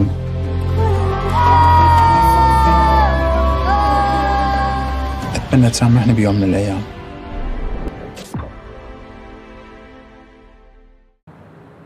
സഹറും ഉമർ ഖലീഫ പിന്നെ സംവിധാനം ചെയ്തിട്ടുള്ളൊരു സിനിമയാണ്. ഈ സിനിമയുടെ കഥ ഇങ്ങനെയാണ്. അയാൾ ഈ ഹമൂദി എന്ന് പറഞ്ഞാൽ 11 വയസ്സായ ചെക്കൻ, ഈ ബാഗ്ദാദിലുള്ളൊരു ചെറുക്കനാണ്. അവൻ ഫുട്ബോൾ ഭയങ്കര ഇഷ്ടമാണ്. അവൻ ഏറ്റവും ഭയങ്കര ഇഷ്ടം മെസ്സി എന്നാണ്. അവൻ്റെ പിതാവിനെ കൊണ്ട് എപ്പോഴും ടീഷർട്ട് വാങ്ങിച്ചിടും. മെസ്സി എന്നുള്ള ടീഷർട്ട് മാത്രമേ എപ്പോഴും ധരിക്കുകയുള്ളൂ. അവന് ചോറ് കൊടുക്കാൻ വരെ അതിലാണ് അവരിങ്ങനെ വയ്ക്കണം. ആ ഉമ്മയും അങ്ങനെ തന്നെ ശ്രദ്ധിക്കുന്നുണ്ടായിരുന്നു. ഇവൻ്റെ വാപ്പ തന്നെ ഈ അമേരിക്കൻ്റെ കൈകളിൽ നിന്ന് ബാഗ്ദാദിനെ മോചിപ്പിച്ചെടുക്കണം എന്നുള്ള ഇതിൽ ഫ്രീ ബാഗ്ദാദ് എന്നുള്ള അല്ലെങ്കിൽ ഫ്രീ ഇറാഖ് എന്നുള്ള ആ ഒരു മൂവ്മെൻറ്റിൽ വർക്ക് ചെയ്യുന്ന ആളാണ്. അപ്പം ഇവനെ ആക്രമിക്കാനായി അമേരിക്കൻ സൈന്യം വരികയാണ്. ഇവന് കളിച്ചുകൊണ്ട് നിൽക്കുന്നതിൻ്റെ ഇടയിൽ ബോംബ് എറിഞ്ഞിട്ട് പിന്നെ വാപ്പായ അയാളെ എറിയണതാണ്. പക്ഷേ കാല് നഷ്ടപ്പെടുന്നത് ഇത് വന്ന് പൊട്ടിയിട്ട് ഇവൻ്റെ കാലങ്ങ് പോകും. അപ്പോൾ അതാണ് ഫസ്റ്റിലത്തെ രംഗം കണ്ടില്ലേ. അപ്പോൾ ഇവൻ വന്ന് ആശുപത്രിയിൽ ആ സിനിമ തുടങ്ങുമ്പോൾ കാണുന്നത് ഇവൻ്റെ കാല് മുറിഞ്ഞിട്ട് ഇയാളെടുത്ത് ഹോസ്പിറ്റലിലേക്ക് കൊണ്ടുപോകുന്നതാണ് നമ്മൾ കാണുക. അപ്പോൾ അവിടെ ചെന്നപ്പം ഉമ്മ വന്ന് ഇവനെങ്ങനെ നോക്കുമ്പോൾ ഇവ ഇങ്ങനെ കിടക്കുന്നുണ്ട്, മൂടി കിടത്തിയിരിക്കുന്നുണ്ട്. ഇപ്പോൾ ഇങ്ങനെ വന്ന് അപ്പോൾ അവർക്ക് ഭയങ്കര മനസ്സിനകത്തൊരാശ്വാസം, കാരണം മകൻ ജീവനോടെ ഉണ്ടല്ലോ എന്ന്. അവസാനം വന്ന് ഭർത്താവിനെ ഇങ്ങനെ വന്നിട്ട് ഇങ്ങനെ തോക്കുമ്പോൾ ഇവിടെ അത്രയും ചോര. അപ്പോൾ അവർ ചോദിക്കും, ഇത് എൻ്റെ പൊന്നുമോൻ്റെ രക്തമാണോ എന്നാണ് ചോദിക്കണം. അവൻ്റെ രക്തമാണോ ഇത്, വേറെ ആരെങ്കിലും കൊണ്ടുവന്നതാണോ എന്ന്. അപ്പോൾ അവരിങ്ങനെ പിടിക്കുന്നുണ്ട് ഈ ചോര. എന്നിട്ട് അവരിങ്ങനെ ഇത് മാറ്റി നോക്കുമ്പോൾ ഇവൻ്റെ കാലില്ല. കാരണം അവൻ്റെ സ്വപ്നമാണത്. അവനാകാനുള്ളത് അന്നത്തെ ബാഗ്ദാദിലുള്ള ആ കളിപ്രദേശത്തിൻ്റെ ക്യാപ്റ്റനാണ് ഈ ഹമ്മൂദി എന്ന് പറയുന്നത്. കാലില്ല. അവസാനം ഇവരങ്ങ് പുറത്ത് പോകുമ്പം ഇതിനപ്പുറത്തൊരാൾ, വലിയൊരാൾ കൈയില്ലാതെ ഇങ്ങനെ കിടക്കുന്നുണ്ട്. അപ്പോൾ ഇങ്ങനെ കാലിങ്ങനെ പൊക്കി കാലിങ്ങനെ പൊക്കി വെച്ചിട്ട് ഇങ്ങനെ വിഷമിച്ചിരിക്കുമ്പോൾ അയാൾ പറയും, മോൻ വിഷമിക്കണ്ട, ചെടി വളരുന്ന പോലെ ഈ കാല് വളരും, കാലങ്ങ് വളർന്നോളും, നഖവും മുടിയൊക്കെ വളരണില്ലേ അതുപോലെ കാല് വളർന്നോളും. അപ്പോൾ ഇങ്ങനെ അന്തം വിട്ട് നോക്കുമ്പോൾ പറയും ഇയാളുടെ ഒരു കൈ ഇല്ല. അപ്പോൾ അയാൾ പറയും എൻ്റെ ഇത് ആദ്യത്തെ പ്രാവശ്യം കൈ പോയിട്ട് രണ്ടാമത് കൈ പൊടിച്ചു വന്നതിന് ഇപ്പോൾ രണ്ടാമതും കൈ പോയതാണ്, ഇതും വലുതായി വരും എന്ന് പറയും. ഇവൻ്റെ സ്വപ്നം പിന്നെ കാല് വളരണതിനെക്കുറിച്ചാണ്. കാല് വളരും എന്നുള്ള രീതിയിലാണ് ഇവൻ പിന്നെ അങ്ങോട്ട് ജീവിക്കണത്. അപ്പോൾ ഇവൻ്റെ വാപ്പാക്ക് ഭയങ്കര വിഷമമുണ്ട്. ഒരു ദിവസം എനിക്കെൻ്റെ മകൻ പിന്നീട് ഇത് തരുമായിരിക്കും എന്നാണ്, എന്താണ് പുറത്ത് തരുമായിരിക്കും എന്നൊക്കെ ഇയാളിങ്ങനെ ആത്മകഥം ചെയ്യുന്നുണ്ട്. വീണ്ടും അവിടെ നിൽക്കാൻ പറ്റുന്നില്ല. ഇവരുടെ ആക്രമണം, ഇവർ താമസിക്കുന്ന വീട്ടിലേക്ക് ഈ ജനലിൽ കൂടെ ഇങ്ങനെ ബോംബും തീ പന്തമൊക്കെ കൊണ്ടിട്ടിട്ട് ഇവർ ആക്രമിക്കപ്പെടുകയാണ്. പിന്നെ ബാഗ്ദാദിൽ നിന്ന് എത്രയോ കിലോമീറ്റർ അകലെയുള്ള വേറൊരു സ്ഥലത്തേക്ക് ഒരു സ്ത്രീയുടെ സഹായത്തോടു കൂടി ഇവരങ്ങ് രക്ഷപ്പെട്ടു പോവുകയാണ്. അവിടെ ചെല്ലുമ്പോൾ ഒരു ഭയങ്കര കുഗ്രാമമാണ്. അവിടെ ഇവനാണെങ്കിൽ ഭയങ്കര ക്രൈസ് TV ആണ്, ഫുട്ബോളാണ്. അപ്പോൾ അവിടെയുള്ള ചെറിയ പ്രദേശത്ത് കുട്ടികൾ കളിക്കാൻ പോകും. പക്ഷേ ഇവൻ ബാഗ്ദാദിലെ ക്യാപ്റ്റനായിരുന്നു. അവിടെ പോയി അവന് കളിക്കാൻ പോകുമ്പം കുട്ടികൾ അവനെ കൂട്ടില്ല. ഫുട്ബോൾ കളിക്കാൻ ഒരു കാലില്ലാതെ എങ്ങനെ കളിക്കും? എന്നാൽ ഇവൻ അവിടെ പോയിരിക്കും, ഇവരെ കൂടെ ഇരിക്കും. എന്നിട്ട് ഇവൻ ഗോളിയാവാൻ ശ്രമിക്കും. പക്ഷെ ഗോളിയാവുമ്പോഴും ചില ഗോളുകളൊക്കെ പോകുമ്പം ഇവനെ മറ്റുള്ളവർ കളിയാക്കും. പിന്നീട് ഇവൻ വീട്ടിൽ കളിക്കാൻ പറ്റാതെ വീട്ടിലിരിക്കുമ്പം അവർ ആകെ എന്ത് ചെയ്യും? ഇവനാണെങ്കിൽ ഭയങ്കര ഇത് വരുമ്പോൾ അവരൊരു പഴയ TV വാങ്ങിച്ചുകൊണ്ട് കൊടുക്കും. ആ TV പിന്നീട് അപ്പോൾ മറ്റവന്മാർ കളിപ്പിക്കൂല ഇവനെ. അപ്പോൾ ഇവൻ്റെ വീട്ടിൽ TV വന്നപ്പോൾ അവിടെയുള്ള ആൾക്കാരൊക്കെ TV കാണും. TV കാണുമ്പോൾ മെസ്സിയും റൊണാൾഡോയും തമ്മിലുള്ള മത്സരം കാണാനൊക്കെ ഉമ്മാരും വരും. വേറെ ഒന്ന് രണ്ട് പേര് റൊണാൾഡോയുടെ ടീമാണ്, ഇവൻ മെസ്സിയുടെ ടീമാണ്. അവസാനം ഈ കളി കാണാൻ അപ്പോൾ ഇവൻ പറയും ഇത് എൻ്റെ TV ആണ്, എൻ്റെ TV കളി കാണണമെങ്കിൽ നാളെ എന്നെ കളിപ്പിക്കണം എന്ന് പറയും. അവസാനം TV ഇടയ്ക്ക് വെച്ച് കേടായിപ്പോവും. ആ ടെക്നീഷ്യൻ വന്നിട്ട് നോക്കും, പറയും ഇനി ഈ TV നന്നാക്കണമെങ്കിൽ ബാഗ്ദാദിൽ കൊണ്ടുപോയി അവിടെ നിന്ന് ആ പിക്ചർ ട്യൂബ് എന്തോ ഇത് നന്നാക്കിയാലേ മാറ്റാൻ പറ്റുള്ളൂ. പിന്നെ അതിനുശേഷം ഇവന്മാർ അതിനു വേണ്ടി പൈസ ഉണ്ടാക്കാൻ പോവുകയും മൈനിൽ ഇങ്ങനെ തട്ടി വരണതും അങ്ങനെ തുടങ്ങി സംഭവ വികാസമായൊരു കഥയാണ്. എന്നിട്ട് തിരിച്ച് ഒരു കാലഘട്ടത്തിൽ വീണ്ടും ഇയാൾ താമസിക്കുന്ന മീൻ കച്ചവടം ചെയ്യാൻ തുടങ്ങും. ഇയാൾ ദാരിദ്ര്യത്തിലാവും. മകന് TV വാങ്ങി കൊടുക്കാൻ പറ്റാതാവുന്നതുകൊണ്ട് തന്നെ വീണ്ടും അവരുടെ കളിസ്ഥലത്തുനിന്ന് പുറത്താക്കും. അപ്പോൾ മോന് ഭയങ്കര നിരാശ. അവൻ പറയുന്നത് എനിക്കൊരു TV എങ്കിലും വാങ്ങി തന്നൂടെ എന്ന്. ഇങ്ങനെ കാലില്ലാത്തതുകൊണ്ട് തന്നെ വേറെ എവിടെയും പോകാനൊന്നും പറ്റില്ല. അങ്ങനെ ഇയാൾ പഴയ TVയെ മുതുകത്ത് കെട്ടി വെച്ചിട്ട് പിന്നെ ബാഗ്ദാദിലേക്ക് പോവുകയാണ്. ബാഗ്ദാദ് ടൗണിൽ പോയിട്ട് ഈ TV നന്നാക്കി കൊണ്ടുവരാനുള്ളൊരു ശ്രമം നടത്തുകയാണ്. അവിടെ പോകുമ്പോൾ മോനെയും കൂടെ കൂട്ടിക്കൊണ്ടുപോയി ബാഗ്ദാദിലെത്തി. പിന്നെ ഒരാളുടെ കാറിൽ കയറി യാത്ര തിരിച്ച്, ഒരു ജീപ്പിലൊക്കെ കയറി യാത്ര തിരിച്ച് ബാഗ്ദാദിലെത്തി. ഈ TV നന്നാക്കണ കടയിൽ കൊടുത്തിട്ട് നിങ്ങൾ 2 മണിക്കൂർ കഴിഞ്ഞിട്ട് പോവാ, ഞാൻ TV നന്നാക്കി വെച്ചേക്കാം. അപ്പോൾ അവന് ഭയങ്കര സന്തോഷമാണ്. TV ശരിയായതോടുകൂടി തമാം ക്ലിയർ എന്നൊക്കെ പറഞ്ഞിട്ട് അവൻ ഭയങ്കര ഇതായിക്കൊണ്ട് വരുന്നുണ്ട്. അവസാനം TV നന്നാക്കി തിരികെ വരുമ്പോൾ ഇയാൾ പറയും മോനൊരു കാര്യം ചെയ്യും, ഇവിടെ ഒരു 10 മിനിറ്റ് ഇരിക്കുമെന്ന് പറഞ്ഞിട്ട് ഒരു ചായക്കടയിലിരുത്തി കുറച്ച് പൈസയും കൊടുത്തിട്ട് പറയും മോൻ ഇവിടെ ഇരിക്കുമ്പോൾ പെട്ടെന്ന് വരാമെന്ന് പറയും. എന്നിട്ട് ഇയാൾ പോവും, ആ പഴയ ഓഫീസിലേക്ക് പോവും. പഴയ ഓഫീസിലേക്ക് പോയാലുള്ള കുഴപ്പം എന്തെന്ന് വെച്ചാൽ അവിടെ ചെല്ലുമ്പോൾ ഇയാൾ അമേരിക്കൻ സൈന്യത്തിനെതിരെയാണ് പ്രവർത്തിക്കാനുള്ളത്. ഇതെങ്ങനെയെങ്കിലും അറിഞ്ഞാൽ ഇവനെ ആക്രമിക്കും. പണ്ട് ആക്രമിച്ചതാണ് മോൻ്റെ കാല് പോയത്. ഇയാൾ ഗതി കെട്ടിട്ട് ഈ വാടക പോലും കൊടുക്കാൻ കഴിയാത്തതുകൊണ്ട് തന്നെ വേറെ ഒരു രക്ഷയില്ലാത്തതുകൊണ്ട് തന്നെ ഇയാൾ എന്ത് ചെയ്യും, വീണ്ടും അതിലേക്ക് പോകും. തിരിച്ചിറങ്ങുമ്പോൾ ഒരാൾ അമേരിക്കൻ സൈന്യത്തിനെ അറിയിക്കുകയും അപ്പോൾ മോനും ഈ TVയുമായിട്ട് തിരിച്ചു വരണ ഇടയിൽ അവർ പട്ടാളക്കാരിങ്ങനെ റൗണ്ട് ചെയ്ത് വന്നിട്ട് വെടിവെക്കുമ്പം പിന്നെ ഇയാളെ പുറത്ത് കൊള്ളും, പാപ്പായുടെ പുറത്ത് കൊണ്ടിട്ട്. അപ്പോൾ അങ്ങ് മരിക്കാറാവുമ്പോൾ മോന് അറിഞ്ഞുകൂടെ എന്താണ് സംഭവിക്കണേന്ന്. അപ്പോൾ ആ ചെറുക്കനല്ലേ, അപ്പോൾ ഇങ്ങനെ ഓടി വന്ന് തലയിൽ ഇങ്ങനെ എടുത്തു വെക്കുമ്പോൾ ഇയാൾ പറയുന്നൊരു വാചകമുണ്ട്, വാപ്പ മരിക്കൂല മോനെ, വാപ്പ പോയിട്ട് പിന്നെ വരും, മോനൊരു കാര്യം ചെയ്യണം, ഈ TVയും കൊണ്ട് വീട്ടിൽ പോകണം മാത്രമല്ല ഈ സൈന്യത്തിൽ നിന്ന് പുറത്തിറങ്ങുമ്പോൾ വലിയൊരു ചെക്ക് കൊടുക്കും. എന്നിട്ട് പറയും ഈ ചെക്ക് നീ ഉമ്മാരെടുത്ത് കൊടുക്കണം. ചെക്ക് ഉമ്മാരെടുത്ത് ഇതിനകത്ത് കുറേ പൈസ ഉണ്ട്, മോൻ ആവശ്യമുള്ള ഫുട്ബോളും മറ്റുമൊക്കെ വാങ്ങിത്തരാനുള്ള പൈസ ഇതുണ്ട്, പാപ്പ മരിക്കൂല, പാപ്പ പിന്നീട് എപ്പോഴെങ്കിലും വരും എന്ന് പറഞ്ഞിട്ട് ഇയാൾ അങ്ങ് മരിച്ചു വീഴും. പിന്നെ സിനിമ കാണുന്നത് ഇവൻ പിന്നെ TVയും കൊണ്ട് ഒരു ട്രാക്കിൽ വരണതാണ്, ടെമ്പോയിലെ പോലത്തെ ഒരു സ്ഥാനത്തിൽ വരണതാണ്. അപ്പോൾ ഇവൻ്റെ കൂട്ടുകാരൊക്കെ കാത്തിരിക്കുകയാണ്, ഹമ്മൂദി വന്നേ എന്ന് പറഞ്ഞിട്ട് വരികയും. ഹമ്മൂദി വരണതല്ല അവരുടെ സന്തോഷം, ഹമ്മൂദിയുടെ കൂടെ TV ഉണ്ട് എന്നാണ്. അവസാനം TV കണ്ടുകൊണ്ടിരിക്കുമ്പം ഉമ്മ ചോദിക്കും പാപ്പ എവിടെ? അപ്പോൾ ഇവ ഒന്നും മിണ്ടൂല. ഈ TV കാണാൻ മാത്രം. പക്ഷെ എല്ലാവരും ഇങ്ങനെ ഹമൂദി ഇരുന്ന് കളിക്കുന്നുണ്ട്. റൊണാൾഡോ ഉണ്ട്, മെസ്സി ഉണ്ട്. മെസ്സി ഗോളടിക്കും. മെസ്സി ഗോളടിച്ചിട്ടും ഇവൻ ചിരിക്കുന്നില്ല. അപ്പോൾ ഉമ്മ പതിയെ അവനെ വിളിച്ചിട്ട് പറയും, മോൻ പറ, വാപ്പ എവിടെ പോയി, വാപ്പ എന്ത് പറഞ്ഞിട്ട് പോയി? അപ്പോൾ അവൻ പറയുന്നുണ്ട്, ഉമ്മ എനിക്ക് പാപ്പായെ എടുത്തുകൊണ്ട് വരാനുള്ള ശക്തി എനിക്കില്ലായിരുന്നു. അപ്പോൾ മരിച്ചുപോയി. പക്ഷേ TV കൊണ്ടുവരണത് പോലെ പാപ്പായും കൂടെ എടുത്തുകൊണ്ട് വരാനുള്ള എനിക്ക് ശക്തിയില്ലായിരുന്നു എന്ന് പറയുമ്പോൾ സിനിമയോട് അവസാനിക്കാണ്. ബാഗ്ദാദ് മെസ്സി നമ്മളുടെ കണ്ണുകളിലേക്ക്, പിന്നെ നമ്മുടെ ഹൃദയത്തിലേക്ക് ആഴ്ന്നിറങ്ങുന്ന ഒരു സിനിമയാണ്. പറ്റുമെങ്കിൽ എപ്പോഴെങ്കിലും ഒന്ന് കണ്ടു നോക്കണം കേട്ടോ. ഇത് പ്രധാനപ്പെട്ട 10 സിനിമകളെ കുറിച്ചിട്ടുള്ളൊരു വീഡിയോ.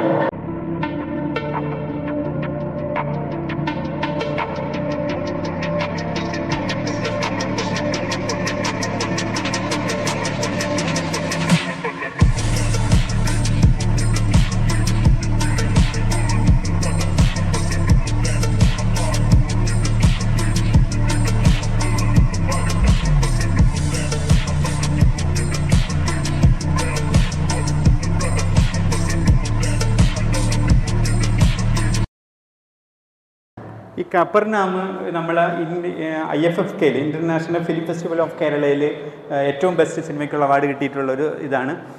ഈ കുഞ്ഞിനെ അവൻ്റെ ഐഡൻറ്റിറ്റിയെ തപ്പി അവൻ ഇറങ്ങുന്നതാണ്. ഞാൻ ആരാണ്, എൻ്റെ രാജ്യം ഏതാണെന്നൊക്കെ പറഞ്ഞിട്ട് സംഭവബഹുലമായൊരു കഥയാണ് ഈ കപ്പർനാം. നിങ്ങളൊന്ന് കണ്ടു നോക്കണം. കഥ പറയാനുള്ള സമയമില്ലാത്തതുകൊണ്ട് ഞാൻ അടുത്തതിലേക്ക് പോകാം. വിമൺ ഇൻ അറബ് ഫിലിംസ് എന്നുള്ളത് വലിയൊരു പോയിന്റാണ്.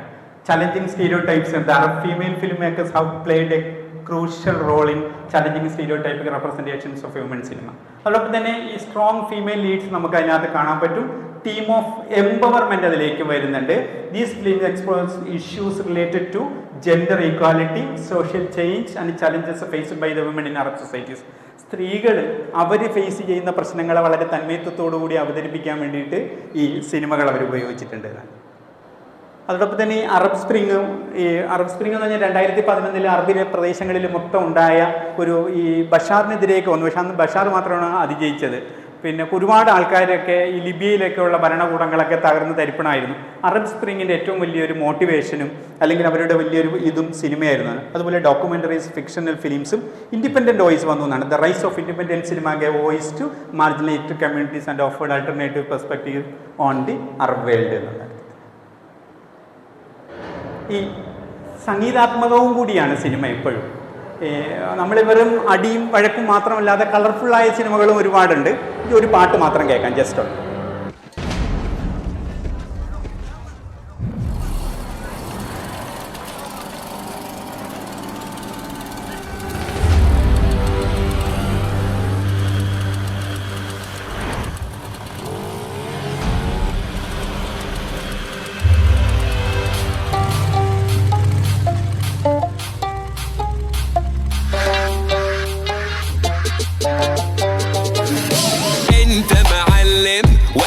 منك نتعلم.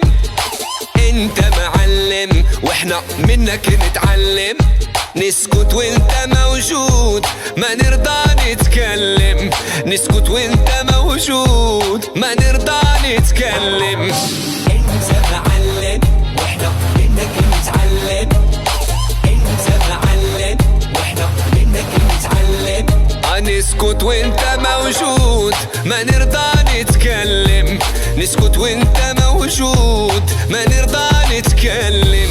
واللي خلاك ما يفهم يجي له يوم ويندم. واللي خلاك ما يفهم يجي له يوم ويندم. وما تسمع اللي يخدعك انت معلم. وما تسمع اللي يخدعك انت معلم. هي انت معلم واحنا منك نتعلم. معلم انت معلم واحنا منك نتعلم. نسكت وانت موجود ما نرضى نتكلم. نسكت وانت موجود ما نرضى نتكلم. معلم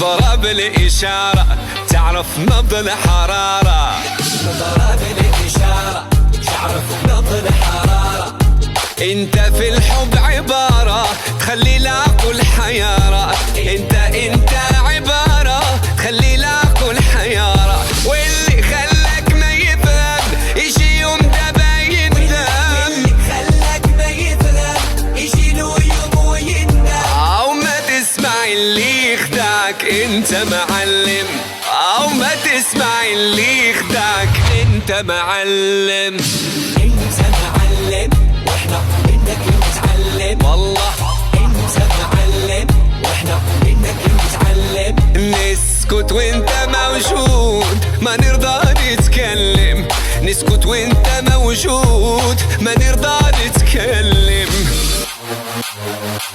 I want you to all say it with me.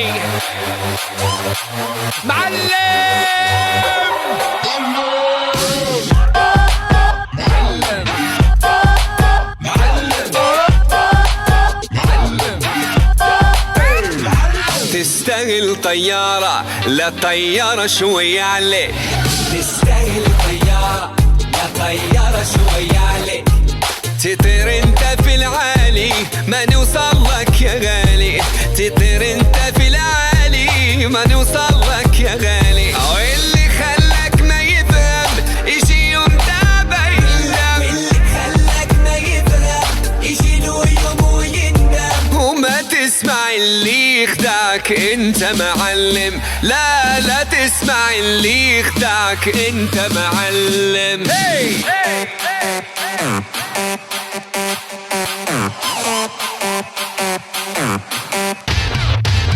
الله يتعلم.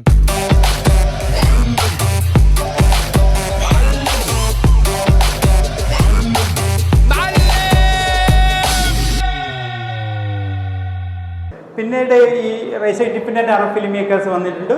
Creative freedom കൂടുതൽ രാജ്യങ്ങളിലേക്ക് വന്ന് ഗ്ലോബൽ റെക്കഗ്നീഷൻസ് നന്നായി വന്നു.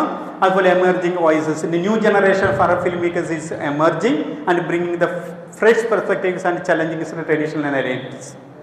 അതുപോലെ തന്നെയാണ് ഇൻ്റർനാഷണൽ എക്സ്പ്ലോഷർ അറബി സിനിമയിലും വല്ലാണ്ട് കിട്ടിയിട്ടുണ്ട്. പ്രത്യേകിച്ചും 2000-ന് ശേഷം ഇന്ന് ലോക സിനിമകൾ ഏറ്റവും കൂടുതൽ ശ്രദ്ധിക്കപ്പെടുന്ന 2 സിനിമാ മേഖലകളാണ്. ഒന്ന് ഇറാനിയൻ സിനിമകളും മറ്റൊന്ന് അറബ് സിനിമകളും. അറബ് സിനിമകളും ഇറാനിയൻ സിനിമകളും രണ്ടാണ്. കാരണം ഇറാനിയൻ സിനിമകളൊക്കെ മാജിദ് മജീദിയെ പോലുള്ള സിനിമകളൊക്കെ അത് പേർഷ്യൻ സിനിമകളാണ്. മറ്റത് ഈജിപ്ഷ്യൻ ബേസ്ഡ് ലബനീസ് സിറിയൻ ബേസ്ഡിലുള്ള അറേബ്യൻ സിനിമകളുമാണ്. ഗ്ലോബൽ ഇമ്പാക്റ്റും ഒരു സിനിമയിൽ ഭയങ്കരമായി കൊണ്ടുവന്നിട്ടുണ്ട് എന്നാണ്. ഇതിൽ മുഹദ്ദിജുഹുൻ അൽ ബാരിസു എന്ന് പറഞ്ഞാൽ ഈ പ്രധാനപ്പെട്ട സംവിധായകരെന്നാണ്. ഏറ്റവും പ്രധാനപ്പെട്ട സംവിധായകർ യൂസുഫ് ഷാഹീൻ, സലാഹ് അബു സൈഫ്, ഹുസൈൻ കമാൽ ഷെയ്ഖ്, മർവാൻ സെയിൻ ലേഡിയാണ്, ജഹീം ഒമർ ഖലീഫ, നാദീൻ ലബക്കിയൊക്കെ ലേഡിയാണ്. ഇവരൊക്കെ ലോകത്തറിയപ്പെടുന്ന പ്രധാനപ്പെട്ട ഈ സംവിധായകരാണ്. അതോടൊപ്പം തന്നെ പ്രധാനപ്പെട്ട ഈ എഴുത്തുകാർ, അറബികളുടെ നോവലുകൾ പിന്നെ ഒരുപാടെണ്ണം ഈ സിനിമയാക്കി മാറിയിട്ടുള്ളതിൽ പ്രധാനപ്പെട്ടാണ് ത്വഹാ ഹുസൈനും യൂസുഫ് ഇദ്രീസും ഹുസാൻ ഗനഫാനി, നജീം മഫൂദും. നജീം മഫൂദാണ് അറബി സാഹിത്യത്തിൽ ഏക നോബൽ പ്രൈസ് കിട്ടിയിട്ടുള്ള ആൾ, സാഹിത്യത്തിനുള്ള നോബൽ പ്രൈസ് കിട്ടിയിട്ടുള്ള ആൾ. ഏറ്റവും കൂടുതൽ സിനിമയായി വന്നിട്ടുള്ള എഴുത്തുകാരനും ഒരുപക്ഷെ നജീം മഫൂദായിരിക്കും. യഹ്യാക്കിയുടെയും രചനകൾ നമ്മൾ സത്യനന്ദിക്കാടിൻ്റെ സിനിമകൾ കാണുന്ന വളരെ പിന്നെ തന്മയത്വത്തോടു കൂടി കഥകൾ അവതരിപ്പിക്കുന്ന ഒരാളാണ് യഹ്യാക്കി. അബ്ദുറഹ്മാൻ ഷർക്കാവി, യൂസുഫ് സബ, ഈസാൻ അബ്ദുൽ ഖുദ്ദൂസും യൂസുഫ് സഈദും ഒക്കെ അങ്ങനെ വരുന്ന ആൾക്കാരാണ്. അതുപോലെ ഇൻ്റർനാഷണൽ ഫിലിം ഫെസ്റ്റിവൽ ഒരുപാട് സ്ഥലത്ത് അറേബ്യൻ രാജ്യങ്ങളിൽ നടക്കുന്നുണ്ട്. അതിൽ Egypt, Jordan, Kuwait, Morocco, Oman, പിന്നെ ഫലസ്തീൻ, Qatar, Saudi Arabia, Syria, UAE പോലുള്ള സ്ഥലങ്ങളിലൊക്കെ നടക്കുന്നുണ്ട് ഒരുപാട് സ്ഥലത്തേക്ക്. ഈ ഖൽബ് സിനിമയിലെ ഈ പ്രണയത്തിന് 7 മുഖങ്ങളുള്ളതായിട്ടാണ് പറയുന്നത് അല്ലേ? ഏതൊക്കെയായിരുന്നു അതിൽ? ഒന്ന് ഹുബ്, മറ്റൊന്ന് ഉൻസ്, മറ്റൊന്ന് ഇഷ്ക്, മറ്റൊന്ന് അക്കീദ, മറ്റൊന്ന് ഇബാദത്ത്, മറ്റൊന്ന് ജുനൂൻ, വേറൊന്ന് മൗത്ത്. 7 വാക്കുകളാണ്. മലയാള സിനിമയിൽ പോലും അറബി വാക്കും അറബി ഭാഷയും ഇങ്ങനെ കെട്ടുപിണഞ്ഞ് കിടന്നിരിക്കുന്നു എന്നാണ്. അതിലൊന്നാമത്തെ പറയുന്നത് ഹുബ്. ഹുബ് എന്ന് പറഞ്ഞാൽ ഒരു ഇഷ്ടമാണ്. നിങ്ങൾ ഫസ്റ്റ് ലവ് എനിക്ക് ഇങ്ങനെയാണ് നല്ലപോലെ അറിയാമെന്നുള്ളത്. രണ്ടാമത്തേത് ഉൻസ്, ഒരു മോഹമാണ്. ഒറ്റ നോട്ടത്തിൽ നമ്മൾ കാണുമ്പോൾ ഇഷ്ടമാവുമെങ്കിലും അതൊരു മോഹമായി മാറുന്നതിന് ചില നിമിഷങ്ങളെടുക്കും, ചിലപ്പോൾ ദിവസങ്ങളെടുക്കും, ചിലപ്പോൾ കുറച്ച് ദിവസങ്ങളൊക്കെ എടുക്കും. മൂന്നാമത്തേത് അതൊരു ഇഷ്കായിട്ട് മാറും, ഒരു പ്രണയമായി മാറും. അത് പ്രണയമായി മാറാൻ ആദ്യം നമ്മൾ കാണും, പിന്നെ ഇഷ്ടപ്പെടും, പിന്നെ അത് പ്രണയമായി മാറും, പിന്നീട് അക്കീദത്ത് എന്നാണ്, ആദരവായി മാറുന്നതാണ്. അയാൾ ചെയ്യുന്ന പ്രവർത്തനങ്ങൾ നമുക്കൊരു നല്ല പോയിന്റിലേക്ക് വരും. പിന്നെ ഇബാദത്ത്, അയാൾ ഒരു ആരാധനയായി നമുക്കങ്ങ് മാറും. അയാൾ പിന്നെ നമ്മളുടെ ഒരു വർഷിപ്പായി മാറും. പിന്നെ അടുത്ത ഘട്ടം എന്തെന്നറിയാം? ജുനൂൻ, ഭ്രാന്ത്, അല്ലേ? പിന്നെ കൂടെ കഴിഞ്ഞാലേ പിന്നെ ഒറ്റ രംഗേ ഉള്ളൂ, മരണം. യു നോ വൺ തിങ്, പ്രണയത്തിലൂടെയുള്ള ഹൃദയത്തിന്റെ യാത്രയിൽ 7 തലങ്ങളാണുള്ളതെന്ന് സൂഫിവര്യന്മാർ പറയുന്നു. ഹുബ്ബ്, ഉൻസ്, ഇഷ്ക്, അഖീദത്ത്, ഇബാദത്ത്, ജുനൂൻ, മൗത്ത്. നീ എന്റെ സീമയിൽ ഒരുങ്ങുന്ന സിദ്ര, നിന്നുള്ളിലേക്കല്ലാണ്ട് ഇറങ്ങുന്ന ഹിജ്റ. നീ എന്റെ ശീലമായി, ദുശീലമായി, എന്നെ കുഴക്കുന്ന ഫിത്ര. ഈ മരത്തിന്റെ 7 നിറങ്ങൾ പ്രണയത്തിന്റെ 7 കാലങ്ങളാണ് താല്പര്യം അടയാളപ്പെടുത്തുന്നത്.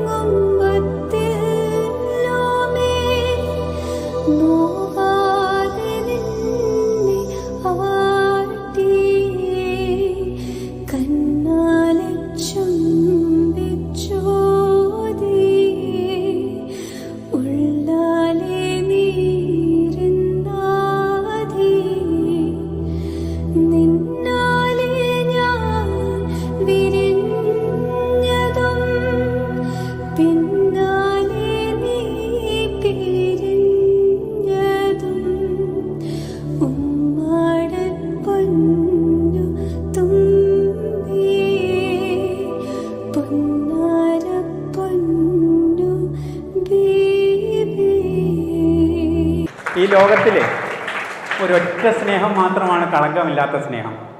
അത് ഉമ്മമാർക്ക് മക്കളോടുള്ള സ്നേഹമാണ്. ബാക്കി എല്ലാ സ്നേഹങ്ങളും കണ്ടീഷണലാണ്. ബാക്കി എല്ലാ ഇഷ്ടങ്ങളും കണ്ടീഷണലാണ്. പാപ്പന്മാർക്ക് മക്കളോട് സ്നേഹം ഉണ്ടാവില്ലേ? ഉണ്ടാവും. പക്ഷെ അത് ഉമ്മമാർക്ക് മക്കളോടുള്ള സ്നേഹത്തിൻ്റെ 100-1 വരില്ല.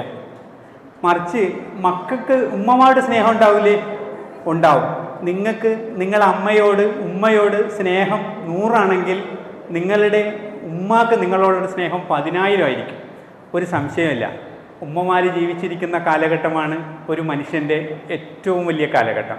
അല്ലെങ്കിൽ മാതാപിതാക്കൾ ജീവിച്ചിരിക്കുന്ന കാലഘട്ടമാണ് ഒരു മനുഷ്യൻ്റെ ഏറ്റവും നല്ല കാലഘട്ടം. നിങ്ങൾ ഉമ്മയെ നിങ്ങൾ ഇഷ്ടപ്പെട്ടിട്ടുണ്ടാവില്ല. അവരിഷ്ടപ്പെട്ടതിൻ്റെ എത്രയോ ചെറുതായിരിക്കും ഇഷ്ടപ്പെട്ടിട്ടുണ്ടാവുക നിങ്ങൾ.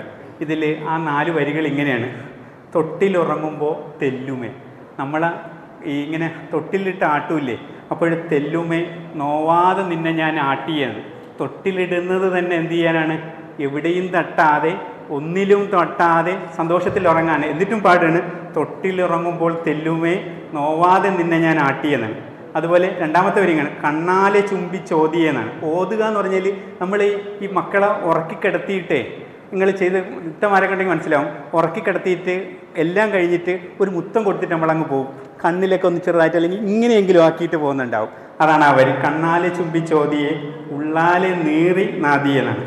പിന്നീടുണ്ടല്ലോ ഒരു മനുഷ്യൻ്റെ ജീവിതത്തിൽ ഏറ്റവും വലിയ ദുഃഖം എന്ന് പറയുന്നത് എന്താണെന്നറിയാം?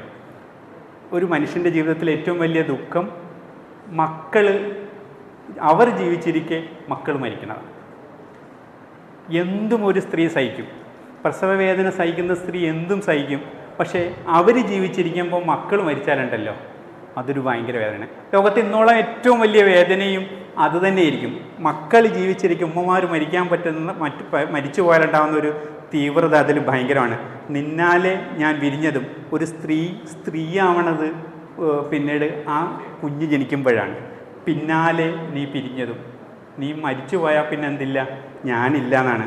ഉമ്മാടെ പെണ്ണ് തുമ്പി എന്നാണ്. തുമ്പി എന്നാണ് ആ സിനിമയിൽ ആ നടിയുടെ പേര്. പുന്നാര പൊന്ന് ബീവി എന്ന്. നമുക്കൊന്നും കൂടെ പാടിയാലോ ആ പാട്ട്? എല്ലാവരും കൂടെ ചേർത്തിട്ട്, എല്ലാവരും കൂടെ ഒന്ന് കണ്ണടച്ചിട്ട് ഈ പാട്ടൊന്ന് കേട്ടേ, പാടാൻ പറ്റാത്തവർ.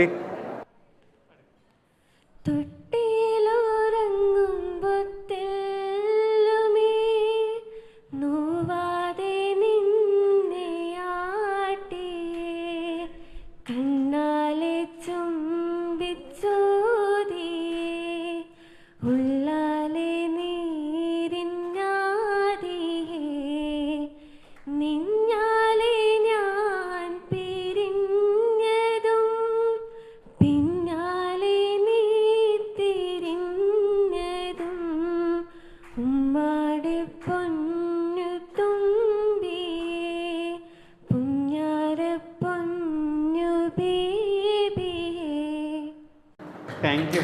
മനോഹരമായ വോയിസ്. ഇന്ന് പോയിട്ടേ ഉമ്മമാർ ജീവിച്ചിരിക്കുന്നവരെല്ലാവരും പോയിട്ട് ഉമ്മാക്കൊരു മുത്തം കൊടുക്കണം കേട്ടോ. ഇന്ന് വീട്ടിൽ ചെന്നിട്ട് പറ്റുമെന്ന് നോക്കണം. താങ്ക് യു വെരി മച്ച് ഇത്രയും നേരം സഹിച്ചിരുന്നതിന്. Thank you.